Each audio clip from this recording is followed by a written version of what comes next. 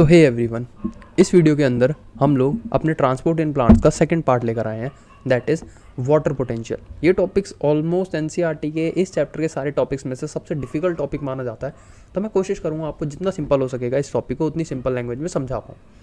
Water का potential होता क्या है? देखो सुनो, वाटर क्या है? वाटर एक लिक्विड है। लिक्विड के मॉलिक्यूल्स में टेंडेंसी होती है कि वो फ्लो करते रहते हैं। तो फ्लो करने वालों के पास कौन सी एनर्जी होती है? Kinetic energy. कोई भी चीज़ में मोशन होता है तो काइनेटिक एनर्जी होती है।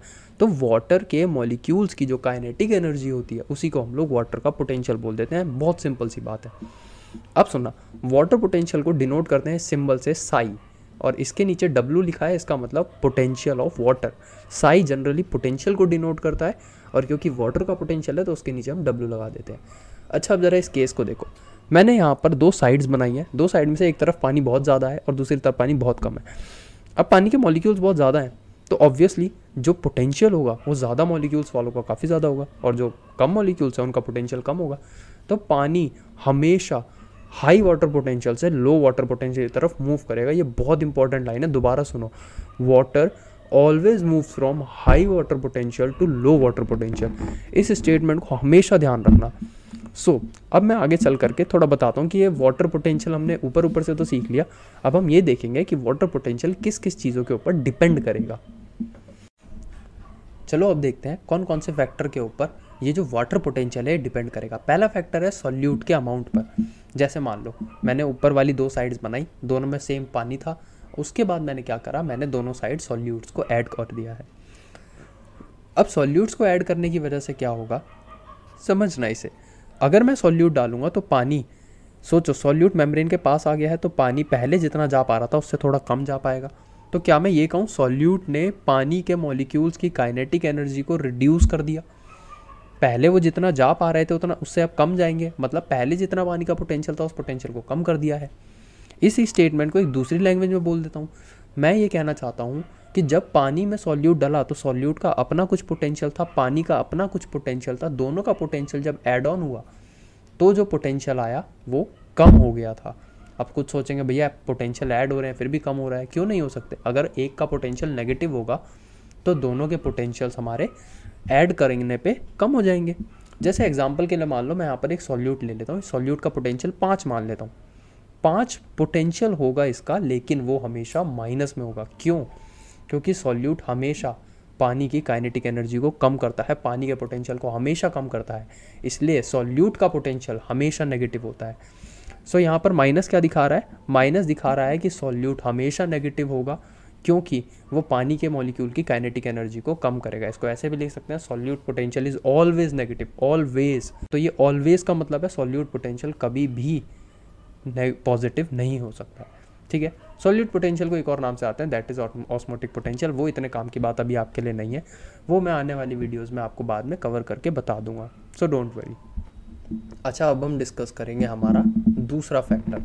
दूसरा फैक्टर है प्रेशर पोटेंशियल। हमने ऊपर कौन सा पोटेंशियल पढ़ा था? Solute potential.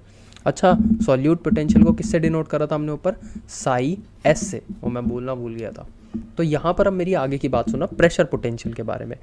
सॉल्यूट पोटेंशियल कैसा होता था? हमेशा नेगेटिव। प्रेशर पोटेंशियल कैसा होगा वो हम अभी देख लेंगे। मैं यहाँ पर 3 साइड्स बना देता हूँ, एक लेफ्ट हैंड, बीच वाली और राइट हैंड वाली। अब लेफ्ट वाली जो साइड है इसके ऊपर मैंने बाहर से कोई प्रेशर नहीं लगाया, ये स्टैंडर्ड टेम्परेचर पे है, STP और NTP पर है। तो यहाँ पर बाहर से कोई प्रेशर नहीं लग रखा है। दूसरा केस ज़रा समझने की कोशिश करो।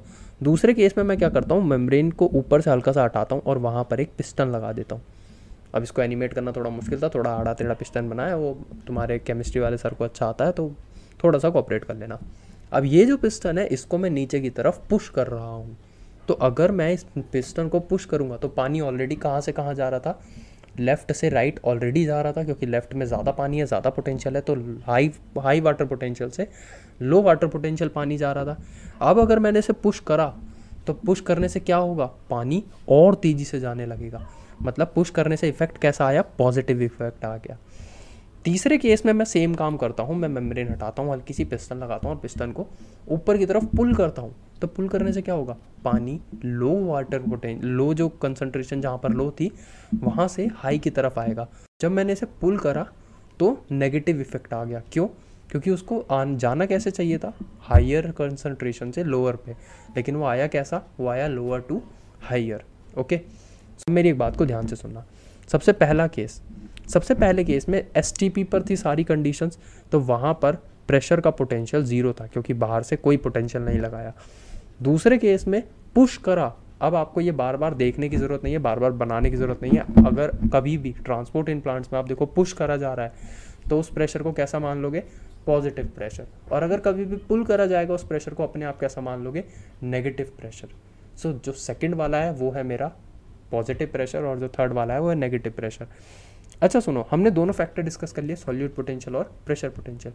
तो वाटर पोटेंशियल का फाइनल फॉर्मूला निकल करके आता है that water potential is equals to में सॉल्यूट पोटेंशियल प्लस में प्रेशर पोटेंशियल। आई होप इतनी बातें आपको क्लियर होंगी और इस फॉर्मूले को ध्यान रखना, नेक्स्ट क्लास में इससे बहुत सारे न्यूमेरिकल्स करेंगे हम लोग। अब मेरी बात ध्यान से सुनना। मान लो जो सबसे पहली वाली कंडीशन है STP पे, क्या इसके अंदर कोई सॉल्यूट पार्टिकल है?